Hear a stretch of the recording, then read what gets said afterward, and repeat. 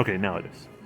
Hello, my badass boys and badass babes. It's your favorite bad girl, the Black Hills Virgo, the Vixen, and today I'm with the featured artist of the month of November, the one, the only, Maya Ballzert. Maya, thank you so much for joining us today. Absolutely. Now, as one of our featured artists from last year, and between that point last year and this year, can you tell us what you've been doing? Oh boy. Well, it's hard to remember it all, but I would say that I've definitely been still having fun at drag shows, still doing shows with the Drag Collective at Iron Phoenix, and hanging out at the Bell Star, working that pole. Christina's not the only one that likes to play with the pole. To be fair, you give Christina a good run for her money. I will be honest about that, your pole ability. Maybe if I actually had some classes later, but she's still got it. Yeah. She actually, learned to do it before she just hopped on and said, "I can do this," right? No, actually, believe it or not, that's another side story, but she actually got on there to do it, then she decided, you know what, I better start taking lessons. There's another story behind that. There's backstories for us always. Oh yeah, there's plenty of backstories on that I one. will say, if you told me 5 years ago or even 4 years ago that we'd be sitting here today and that it should be the second time in a year that I've been an Artist of the Month in a drag collective, or that I'd be doing drag at all, I'd say that I'd want to hop in your TARDIS and see where the hell in the future you came from, because that didn't sound at all possible in my life at that point, 4 or 5 years ago. And here we are today, and I'm wearing a corset.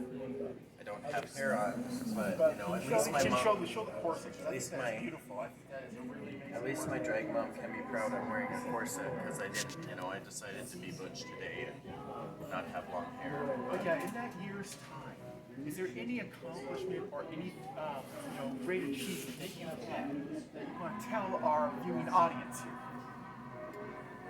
Do you know something I don't know? No, I do know a few things. I wasn't talking about those, but the stuff that you do remember. Well, I would say that my greatest accomplishment as far as drag goes, are we talking just drag or like No, whole anything. life? Or, Yeah, anything inside, outside the drag world, whatever. Well, I guess I would say I've started getting a little more together as far as my life and personality. And I think that drag has been a window that helped with that a lot, because I came from a very religious and conservative background, which is why I said 5 years ago, if you said I'd be in a drag collective and putting on shows and stuff like that, I would say you were crazy. But I would say, especially these last couple years, I've been more and more accepting of myself and others, and more comfortable in my own skin, and more able to express that in any way rather than getting all frustrated with myself, and holding things in. Well, I still remember you from your first shows to now, and there it is. You can tell the self-confidence has just gone exponentially through the roof. Your confidence, everything about you is just shining. It's beautiful. There's no question you've taken great leaps and bounds, and it's just been a joy to see you. Now we're going to be talking about the Nevada trip. For those of you who don't know, Duh, I could say that. Has there anything happened in the last year? Well, yeah, I traveled out of the state for drag. to Nevada, four drag queens. For those of you who don't know, four of us, me, Maya, Siren, and Christina Blondeau, all got in a gold minivan and traveled from Rapid City, South Dakota to Winnemucca, Nevada, and back. Okay, I am going to be writing this down and selling it to either E or the Bravo Network, one of those two, because what happened? That was a trip. That was a trip of a lifetime. Now, on that trip, I'll tell you what, we were down there and we experienced a lot of things. What were some of the highlights for you on this trip? I never really asked him. He looked at me and he said, how do you feel? I was gonna say things are legal there that aren't in South Dakota. Fair enough. Fair enough. So, no, but the fact that we were all down there and visiting with a lot of other queens that have traveled there, as well as a lot of local queens. There are some amazing drag queens in Nevada. We got to meet people from Reno, and we definitely would love to go back there again and visit. We definitely welcomed back from the queens that were there, and even welcome to other cities, that those queens were from. So that was absolutely amazing to be able to feel so welcome back and really leave it all out on the stage and actually feel appreciated for whatever I had to bring. Well, is there any one particular performer that you want to give a special shout out to that really caught your attention? I can't necessarily remember everyone's name, but oh my gosh, like, I don't want to grab my phone and look for it, but I followed her on social media. Pointing out Her, no, that this author is growing up she was says amazing. Yes. what we're fixing to do isn't being done in any American Haley state. Saint And they don't have for very sure, close relationships. but also I was thinking, I remember Alan one time that struck me as being kind of I weird. think she's a Samoan. Years ago, when we were running this, Oh, I know. I can't remember. Yeah. and Alan, But, Marilyn, wow. Wendy, and I were the leaders on the west side. But And Alan told me, he says, I was in this church for 10 years before I had a family. everybody brought it, and I wish that I remembered names better. What do you But mean by I that? was greatest weaknesses. very impressed by the whole showdown there and how many people And I came feel and close packed. with a lot of people. Like it was freaking anchovies or sardines and Oh like my God. We were just shoulder to packed. shoulder. Yeah, that room was just The packed. whole room, like we actually sold out, and We there sold were- out There plus. were people at the door Yep. of our auditorium that were Yeah. trying to get it. Okay, well we're just in the casino Well, and gonna come and just eat let me put it this way. sometime. Thank God Fire Marshal wasn't there. Okay, let's just say that. We would have had to do a little bit of explaining. Yeah. Like, well, there's an exit there. We'll be fine. It's a casino, there's plenty of exits. But no, that Nevada trip I thought was special.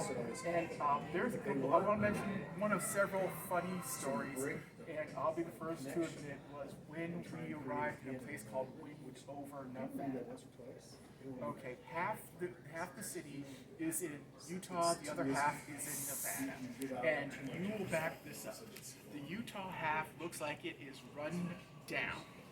Okay, the other half in Nevada, high end. And do you remember the restaurant that we were, our first restaurant we went to, or we were going to? Yeah, I remember. We didn't end up eating there. But I just want you to tell the audience, what was your first impression of this quote-unquote Mexican restaurant?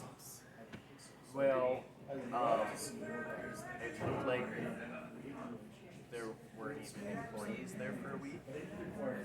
I guess is the nicest way I could put it. It's like no one was there. So if there's no locals there and it doesn't look like they've swept out, anywhere and nobody's in the parking lot, then it's just kind of like, why would we want to be there if all the locals don't? Yeah, because I remember, and I mentioned this in another video, where there is a single wide trailer right beside us, like this stand that sells porcelain figurines for your yard, and then finally there are two empty trailers beside it. Yeah, I'm not saying no. Like, there's some great food trucks. Oh, There's don't some get me great wrong. little joints around here in Rapid City and definitely. all over, but it was definitely looked like it was next to a crack house or something. Yeah, for sure. But yeah, that trip was amazing, and now that we've gone through Nevada, and you're right, they did invite us to come back not once but twice next year. Do you plan on returning to Nevada at least once or maybe twice next year? I would absolutely love to. Yes, I plan to as much as I can.